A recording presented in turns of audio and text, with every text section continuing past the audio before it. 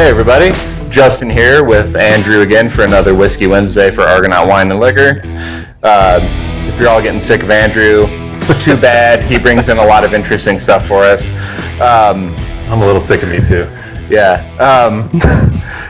These are some picks that we got from Cask House just recently. Josh and I went out with Andrew to Cask House's facility here in Denver and picked out a couple really unique barrels from them. I'm going to let you speak more to kind of what we're getting into here. So this brand is owned by a guy named Rich Anders.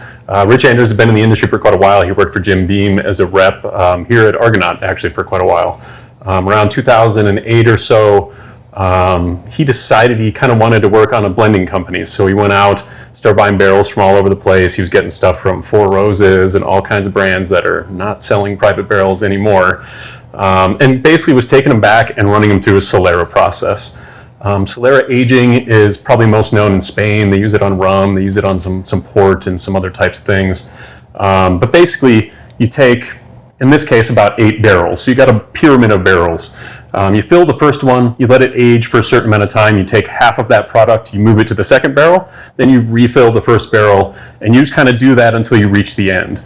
By the end of it, you've got all kinds of different ages, kind of mixed into one. So it's a blending while aging sort of process. There's not a lot of people using it, but it's pretty cool, and going through the different barrels, you really do find a lot of different flavor profiles, even though they're all being blended as you go. 1 versus 6 versus 8, very different. Yeah, for sure. If anybody hasn't tried a Solera aging process, super interesting. If you can find something that's aged that way, come talk to us. We'll point you in the right direction.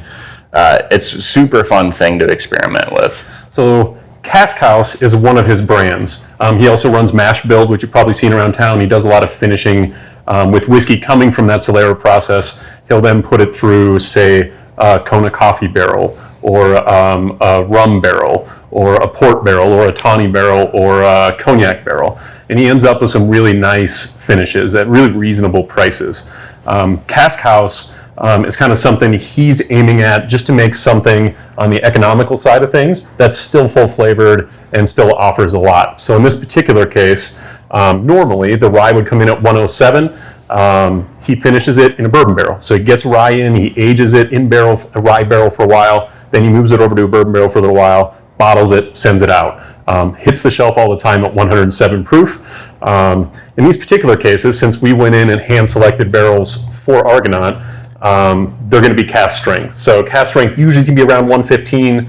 On today's guys, we're looking at about 100, just over 118 on the rye, and just over 117 on the bourbon. We got both these guys on the shelf right now here at Argonaut for $29.99. So for hand-selected stuff, that's pretty cool. Yeah, these are screaming deals for hand select. Like Josh and I had a really good time going out and actually picking these. Their facility's smaller, like as you would expect from something in Denver, but it's a really good time to go out there and just pop in and then one kind of special thing about these guys is normally they would go through a rye barrel and then through a bourbon barrel, or through a bourbon barrel and then through a rye barrel, and then they would hit shelf. In this case, they're going through a third finishing barrel. So Rich is able to acquire barrels from legendary distillers all throughout Kentucky and the U.S. I don't think I saw a single barrel in there that wasn't just a huge name. And when I say a huge name, I mean a huge name even within that brand. So he's working with pretty much all the big guys at some point or another. It was a who's who and what's what of whiskey from Kentucky, and it was super fun to go in there and just experience that, because like you get a little bit of a taste of it when you go out to Kentucky, but seeing everything all in one room is super fun. And for the finishes on these, if you come into the store, we can tell you a little bit more about them. We can't really advertise them due to contractual agreements. Rich has to have those to get the barrels that he gets. And of course, these guys work with pretty much every brand that these barrels come from. So out of respect for all those different parties, we're not really going to advertise it, but if you come in, we can give you some more indication as to where these finishing barrels are coming from. And before we get in on tasting this first one, which I think we've got the bourbon finished in rye in the first glass, Just a reminder, we do a live Q&A, so if you've got a question for me or for Andrew while we're doing this video, let us know. We will answer it as best we can or answer it in the comments later. Let's get to tasting.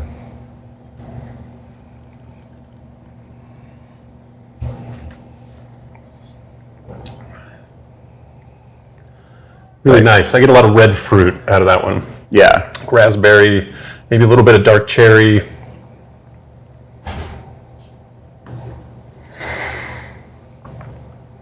I don't think I would say drinks like 117 proof. It's got a little bit of heat to it, but yeah, not more than you would expect for the proofing here. Definitely not. And like, I agree with you. A lot of that ripe fruit, big red fruit character comes through on the nose a little bit. I also get a little bit of nuttiness on the nose, and I think that's from like popping between barrels.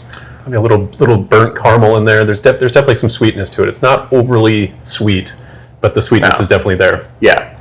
Body's very nice. Yeah. Yeah, finishes nicely. It's just a really good overall bourbon. Definitely a bourbon drinker's bourbon, but like if you're trying to get into rye, this would be probably a pretty good entry point. Like, although this was the bourbon. Yeah, but like it gives you a little bit of that rye character. So if you're really trying to do like an ease in, you're gonna get some of that little bit of spiciness on the finish, which I love. Everything. Black pepper and spicy, anything spicy, I'm good to go. Yeah, and then we're gonna get more into that with this second one.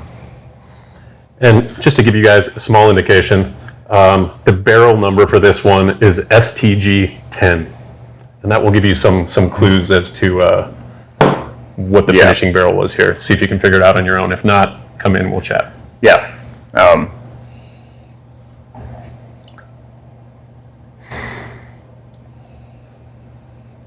Definitely a different nose on this one. Much more of that like herbaceous, dilly kind of thing that you'd expect from a rye. Yeah, and there's a really nice green apple on this. Yeah. We've actually talked to the producer where these barrels came from, the finishing barrels, and they're starting to find that in their rye as well, and they're not sure why, but I'm a huge fan of like Granny Smith apple. It's not overwhelming, but it's there. The herbaceousness is definitely up front. Spicy, black pepper again. Yeah, and like this is for me, a real classic rye. Like, even though it's finished in a bourbon barrel, that just kind of rounds it out a little bit. It's not taking over the flavor or anything. It's just giving it an extra little note to make it a little bit more accessible, but still a rye drinker's kind of drink. I would say a little bit more dimension than some of the lighter ryes. And the bourbon barreling does show. There is a touch of sweetness to it, but I think very well balanced by the spiciness of it. Yeah, so, absolutely. Makes a great cocktail. I've been mixing this at home with Fever Tree ginger ale. I like that light ginger ale and that light ginger beer a lot. That sounds good. So I've been using those. Kills. It's really great. Nice drink. They have both of these set up so you'll get entries for Pappy. So again, $30 gets you another chance to nail a legendary bottle from Argonaut. Yeah. And we got them on the shelf right now, $29.99. We got them over in the single barrel aisle, and then we do have some of it on the shelf as well. Also on the shelf are the regular releases of this, which will be a little bit cheaper, a little bit lower proof, and not triple oak. They just be double oak finished. Yeah. So, and like the regular Cask House releases are great on their own, but like I would definitely recommend popping in, grabbing a couple of these.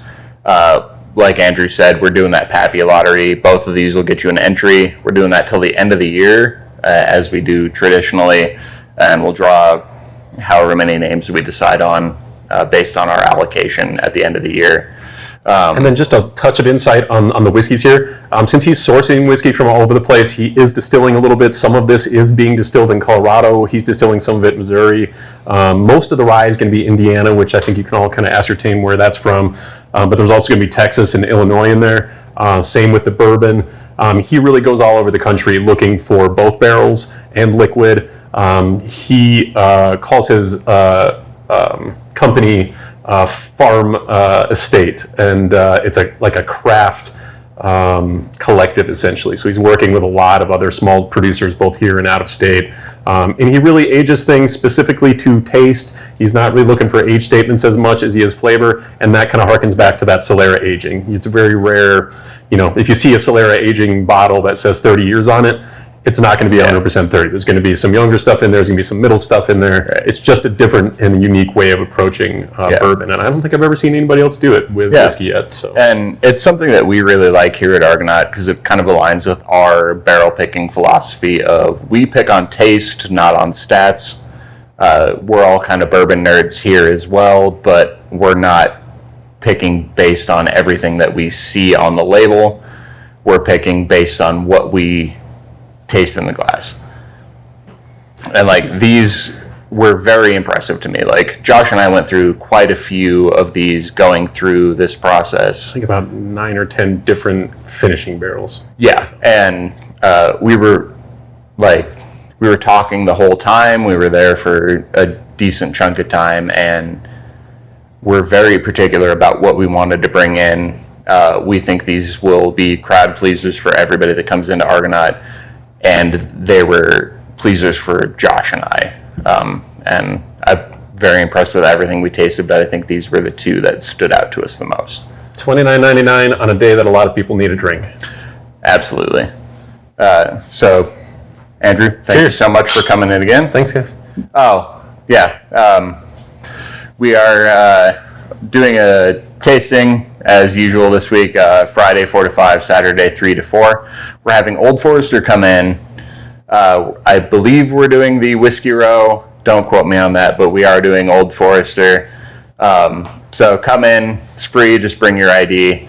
And it's a great lineup, top to bottom. So come in and try that. And cheers. Everybody come and give it a try. Thanks, guys.